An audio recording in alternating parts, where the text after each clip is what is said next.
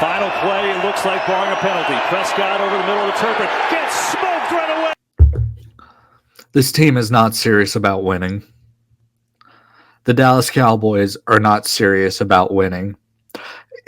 Everybody thought they were when Jerry Jones at the Senior Bowl goes, "Oh, we're going all in this year," and then proceeds to sign a old as fuck Eric Kendricks, and then we're re-signing Ezekiel Elliott. They're about to make me go full Skip Bayless right now. My camera's probably shaking because I'm shaking right now. Why? Like, this is just... Jerry Jones just took a massive shit on Cowboys fans' faces. That's what he did right now. He's saying, you are still going to watch, and it doesn't matter who I put on the field. You're going to buy jerseys. You're going to buy tickets. We're going to be the number one team on TV, even though the Chiefs are going to catch up to them. Because Mahomes is marketable. Travis Kelce's, dating the most famous person on earth. Watch it.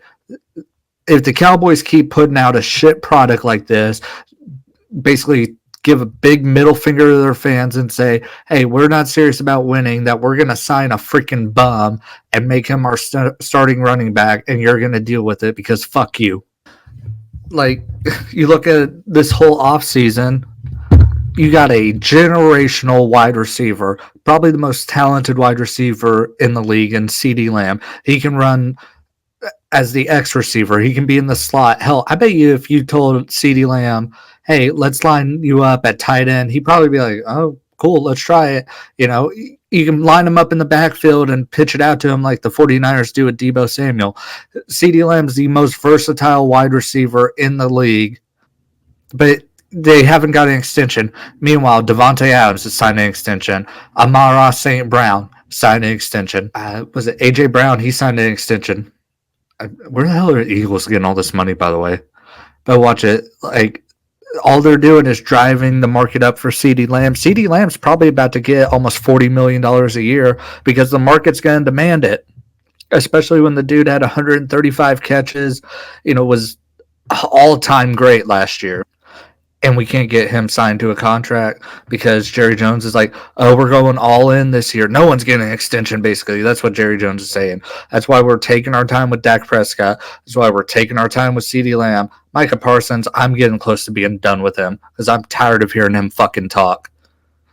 But, like, Dak Prescott, and, it goes both ways on this because with the Cowboys, it's like you should not take your sweet ass time trying to sign your franchise quarterback because look what happened last time, dude. They barely got that contract done with Dak, which makes me really more certain that he's probably going to leave after this year. But with Dak also, it's like, dude, your last contract, you got $160 million. You're the quarterback for the Dallas Cowboys. He has unlimited endorsements. I read last year that he made like $50 million in endorsements just in 1 year. Like, Dak Prescott is insanely rich. Why do you need another $200 million contract? Are you really going to worry about going broke if you got $200 million? Dude, if I had $200 million, trust me, rest of my life, I ain't going broke. And plus, he's the quarterback for the Cowboys. You don't think he's going to get a broadcasting deal? Look at Troy Aikman, Tony Romo. Dak Prescott is likable enough to be a broadcaster on ESPN, Fox, wherever the hell he goes.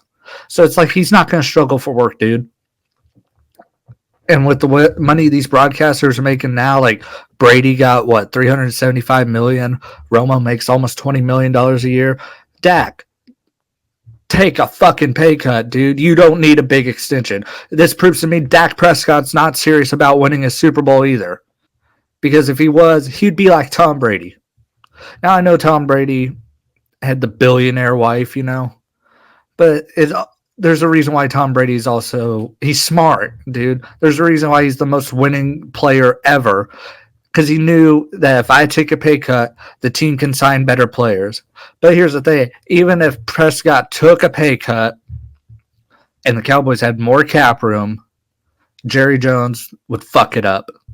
But let's get back to Ezekiel Elliott, because this is the thing that makes me mad. What in last year's stat line made them think, oh, Ezekiel Elliott got better. I'm looking right here. So he split carries last year with Ramondre Stevenson in New England, but the Patriots ran the ball a shitload because Mac Jones is a walking abortion. So because Ezekiel basically got starter carries, like he had one game where he had over 20 carries. But dude, so you're looking at week 1 against the Eagles, 7 carries, 29 yards. Week 2 against the Dolphins, 5 carries, 13 yards. Jets, he had a good game, I'll admit that. 16 carries, 80 yards. Then week 4 against the damn Cowboys, they got to see this in person. 6 carries, 16 yards, average 2.7 yards a carry. His longest run was 9 yards. So after that, he had 5 carries for 7 yards. What made them think he was good? The Steelers, right here, week 14. I'll give him that. He had a good game here. 22 carries, 68 yards. That's 3.1 yards a carry. So rushing, he didn't do anything. But receiving, which Ezekiel is a valuable receiving back, 7 catches, 72 yards, and a touchdown. So I'll give him that. He had a great game there because he had 30-plus touches, 31. All right, no, 29. Sorry, I suck at math. I skipped first grade. So I'm looking at this. His longest runs each game, 9 yards, 9 yards, 6 yards, 5, 12, 8, 13, 9, 8, 17, 10, 8, 8, 9, 14, 7, 11. The dude didn't even have a run that went over 20 yards. He runs in quicksand. I got a broken ankle right now, and I could run faster than Ezekiel Elliott. And even looking at his catches, 6, 7, 4, 8, 15, 0. 6, 19, 5, 23. There you go. He had a catch. His longest catch this year was 23 yards. The Cowboys are going to have to throw the ball all over the field this year. And, here's the thing with the Cowboys running backs. Malik Davis, he's actually really fast. They just never gave him a chance. I think it was 2022, whatever year Dak threw a lot of interceptions.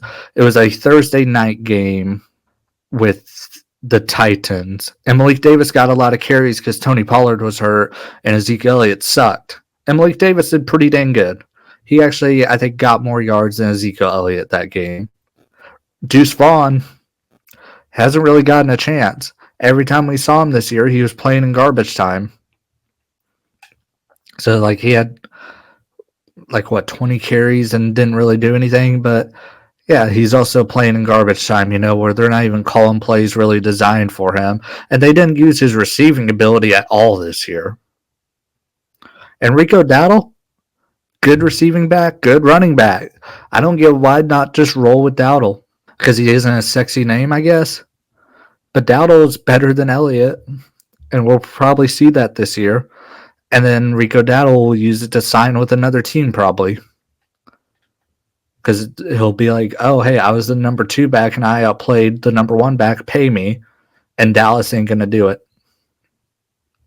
Here's the thing. So, for the people that don't know me, I host a podcast called the Trainwreck Podcast. It's primarily a sports show because it's me and 2 other buddies. And one thing we all have in common is sports. And we got a group chat. And they were texting me saying, dude, the Cowboys are going to suck so bad next year with Elliott. Cowboys aren't going to suck.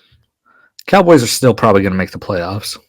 But they ain't going to win anything. And that's why I'm saying this team is not serious about winning at all.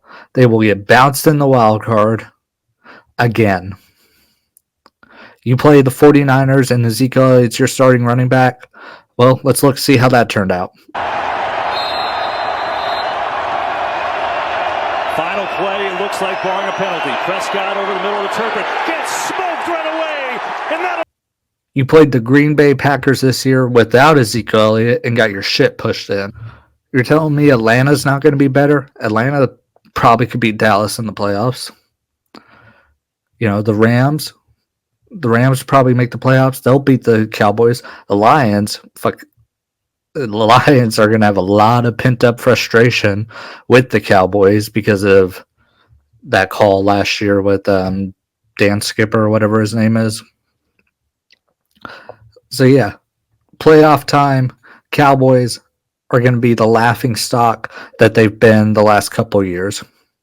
We're going to get another play of Ezekiel Elliott lining up at center. Or, hell, he's so fucking fat, you might as well put him at left tackle, dude. He can be the answer to Tyron Smith. Just kidding, because Tyler Guyton looks like he's going to be a dog. Freaking 6'8", 322 pounds. Good luck getting past that, dude. But, you know, Ezekiel Elliott could be our center, actually, because we did lose Tyler Biadasz and didn't do anything in the draft to replace him. I mean, here, dude, let's look at the Cowboys draft. Sure would have loved to draft a running back in the 4th round if the Cowboys weren't so fucking stupid and traded it to the 49ers for Trey Lance. But you look, Tyler Guyton, he'll be good. You look at Marshawn Nealon. I mean, do we really need another edge rusher? You got Parsons, you got Lawrence, you got Sam Williams. I know you lost Dorrance Armstrong, but the Cowboys are so deep on pass rushers, dude. Cooper Beebe out of Kansas State. I mean, he's just a depth pick. I think you could have got someone like that in the later rounds, dude. Linebacker we got in the 3rd round, like that pick. I like this Keelan Carson. I don't get that pick at all, dude. We don't need another corner. Same with wide receiver. We're deep at receiver, dude. And then we got offensive tackle. See, like, that's what I'm saying. You could have got depth right here in the later rounds, and then you got a defensive tackle at 7th round, you know? So, like, that 3rd round pick right there, that's a wasted pick. You could have got a running back right there. Just count the Cowboys out for getting to an NFC championship this year. Which it feels like you can count them out every year, but this team isn't serious about winning. They're not going to win the division. The Eagles will win the division. It wouldn't surprise me if the Cowboys lose to like Washington or the Giants sometime this year because they don't have a running game. The Cowboys are going to backdoor their way into the playoffs because they'll be a wild card team, but they ain't going to do shit. But anyway, that's the video. I had to get this out mainly because I was at my physical therapy office and I had like 20 people text me. So going like, oh, Cowboys re-sign Ezekiel Elliott, LOL. So I figured I'll make a rant video, send it to them, give them the entertainment that they want. So if you found me and you're not my friend, be a friend and subscribe and like the video. I'd appreciate that very much.